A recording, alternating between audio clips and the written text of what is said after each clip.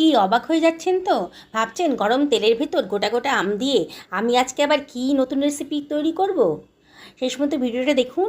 সত্যি একেবারে নতুন ধরনের একটা আমের রেসিপি নিয়ে এসে হাজির হয়েছি। আপনাদের অবশ্যই ভাল লাগবে। এই জন্যে আমি 4টে বড় সাইজের আম নিয়ে নিয়েছি। এটা ওজনে প্রায় 900 থেকে 1 কিলোগ্রাম হবে। আমটাকে আমি জলের ভেতর ডুবিয়ে দিয়েছি আর ভাত দিয়ে কষলে কষলে ভালো করে পরিষ্কার করে নিচ্ছি।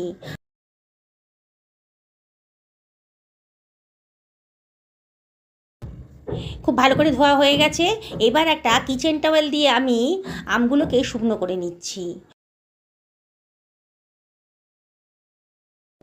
এইবারে একটা টুথপিক দিয়ে আমি দেখুন কিছু ফুটো করে দিচ্ছি, না হলে কিন্তু গরম তেলে যখন দেবো না আমটা কিন্তু তখন ফাটবে, একটা অ্যাক্সিডেন্ট হয়ে যাওয়ার সম্ভাবনা থাকবে। সেই জন্যে টুথপিক দিয়ে আমের গায়ে কতগুলো ফুটো করে নিচ্ছি। আপনারা অবশ্যই আমের গায়ে এইরকম ধরনের ফুটো করে নেবেন।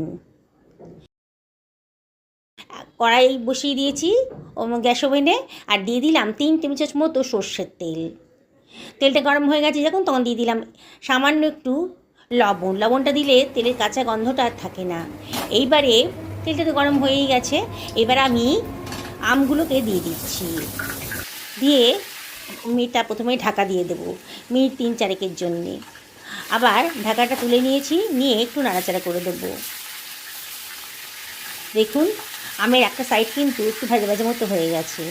এবারে আমি আমটাকে একটু নাড়াচাড়া করে দেবো, উল্টে পাল্টে দেবো আর কি। দিয়ে আবারও ঢাকা দিয়ে দেবো, আবারও 2-3 মিনিটের জন্যে।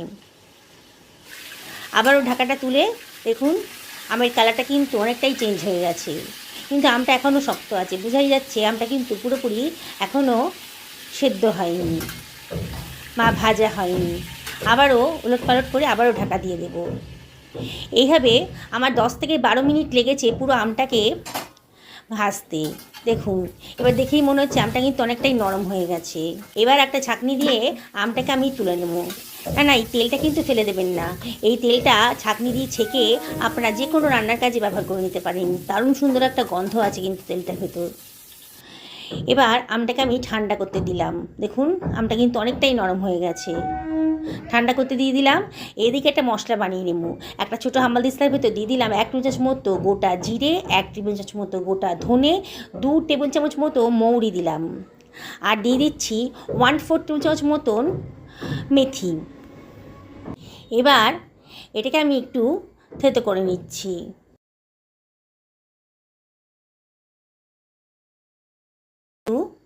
হয়ে গেছে, আমি দেখাচ্ছি দেখুন।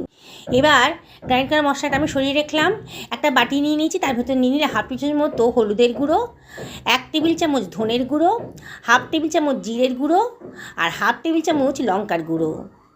আর এর ভেতর আমি দিয়ে দেবো 1 টেবিল চামচ লবণ, আর দেবো 1/2 টেবিল চামচ বিট লবণ। বিট লবণটা দেওয়ার চেষ্টা করবেন, খুব সুন্দর একটা টেস্ট আসে। এবারে আমি 2 টেবিল চামচ জল দিয়ে দিলাম, দিয়ে মশলাটাকে ভালো করে গুলে নেব। মশলাটা ভালো করে গুলে নেবেন, তাহলে রান্নার খুব সুবিধা হবে। দেখুন মশলাটা কিন্তু ভালো মতন মিশে গেছে জলের সাথে। এবার এটাকে আমি সরিয়ে রাখছি। আমগুলোর গায়েতে অনেক তেল লেগে আছে, একটা টিস্যু পেপার দিয়ে আমের তেলটা আমি শুকিয়ে নিচ্ছি। দেখুন টিস্যু পেপার দিয়ে যদি না থাকে তাহলে কিচেন টাওয়েল দিয়ে আপনারা আমটাকে মুছে নিতে পারেন, তাহলে আমের গায়ে এক্সট্রা তেলটা চলে যাবে।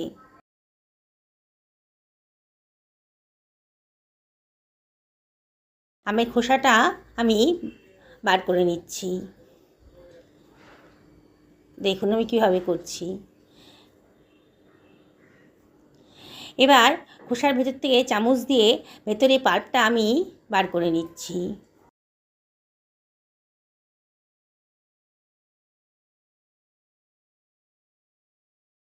সমস্ত আমের খোসা থেকে আমের পাল্পটা বার করা হয়ে গেছে। আমি একটা কড়াই গরম করতে দিয়ে দিয়েছি।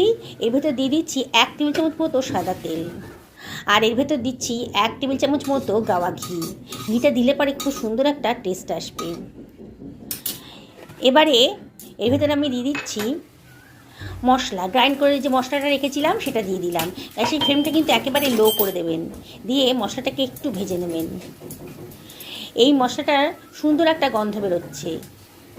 দেখুন 30 থেকে 40 সেকেন্ডের ভেতরে কিন্তু মশলাটা ভাজা হয়ে যাবে। অনবরত কিন্তু নাড়তে হবে। এইবারে আমি দিয়ে দিচ্ছি গুলে রাখা মশলাটা, দিয়ে আবারও সব কিছু ভালো করে মিশিয়ে নিচ্ছি। এবারে আমি দিয়ে দেব বার করে রাখা আমের পাল্পটা, পুরো আমের পাল্পটা দিয়ে দিচ্ছি। অসাধারণ টেস্টি একটা আমের আচারই বলুন আর জেলি বলুন তৈরি হয়ে যাচ্ছে। দেখুন সব কিছু ভালো করে মিশিয়ে নিয়েছি, নিয়ে অনবরত কিন্তু নাড়তে হবে। মিনিট খানেক নাড়াচাড়া করে নিলেই আমের পাল্পটা কিন্তু বেশ ভালো মতন ভাজা হয়ে যাচ্ছে। এবারে আমি এর ভেতর দিয়ে দিচ্ছি এই 450 থেকে 500 গ্রাম মতন গুড়। আমি 1 কেজি মতন আম নিয়েছিলাম, তার জন্যে 450 থেকে 500 গ্রাম মতন গুড় দিয়েছি। তবে অবশ্যই চিনি দেন কিংবা গুড় দেন, আপনারা নিজেদের পছন্দ মতো দেবেন। কে কীরকম মিষ্টি পছন্দ করেন সেই অনুযায়ী দেবেন। এবার একটু নাড়াচাড়া করে দিলাম, মানে মিশিয়ে দিলাম সব কিছু। গুড়টা কিন্তু গলতে শুরু করে দিয়েছে, অনবরত কিন্তু নাড়তে হবে, নাহলে কিন্তু পোড়া ধরে যাবে। বন্ধুরা, রেসিপিটা যদি ভালো লাগে তাহলে লাইক করবেন আর কমেন্ট করে জানাবেন যে আপনাদের কীরকম লাগলো। পুরনো বন্ধুদেরকে অনেক ধন্যবাদ, তারা তোমার পাশেই আছেন। তাদের সাপোর্টের জন্যই আজকে এত দূর আসতে পেরেছি। আর নতুন বন্ধুদেরকে রিকোয়েস্ট করব আমার চ্যানেলটা সাবস্ক্রাইব করার জন্যে। পাশে থাকা বেল আইকনটা অবশ্যই ক্লিক করে দেবেন, তাহলে আমার রান্নার নোটিফিকেশানটা আপনার চটজলদি পেয়ে যাবেন। ঘরে থাকা উপকরণ দিয়েই কিন্তু আমি রান্না করতে বেশি পছন্দ করি, তাই আমার রান্নার রেসিপিগুলো আপনাদের কীরকম লাগছে অবশ্যই কমেন্ট করে জানাবেন। দেখুন কথা বলতে বলতে আমার গুড়টা কিন্তু একেবারে গলে গেছে আর ফুটতেও শুরু করে দিয়েছে। আমি কিন্তু খুন্তি নাড়ানো বন্ধ করিনি। দেখুন কি সুন্দর কালার এসছে। এবার আমি হয়ে গেছে, গ্যাসের ফ্লেমটা অফ করে দিলাম। মিনিট 5 আমি রান্না করেছিলাম। তারপর গ্যাসের ফ্লেমটা অফ করে দিয়ে আমি একটা বাটিতে সার্ভ করে দিচ্ছি। দেখুন কি সুন্দর কালারটা এসছে। আপনারা এটা সারা বছর ধরে সংরক্ষণ করতে পারেন। আমি নানান রেসিপি তো আপনারা খেয়েছেন, আজকে এই রেসিপিটা করে খান। অবশ্যই আপনাদের মনে হবে এটা একটা অন্য ধরনের, অন্য স্বাদের আমের আচারই বলুন বা জেলি বলুন, আপনাদের খুব ভালো লাগবে।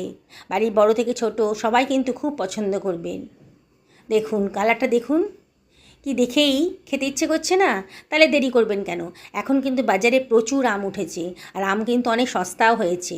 দেখুন আমি আরও দেখাচ্ছি। আমি আঠিগুলো রেখে দিয়েছি। আমরা আঠি খেতে খুব পছন্দ করি। আপনাদের যদি মনে হয় তাহলে আঠিটা বাদ দিয়ে পাল্পটা নিয়ে নেবেন, নিয়ে আঠি ছাড়াই করবেন। সকলে ভালো থাকুন এই কামনাই করি।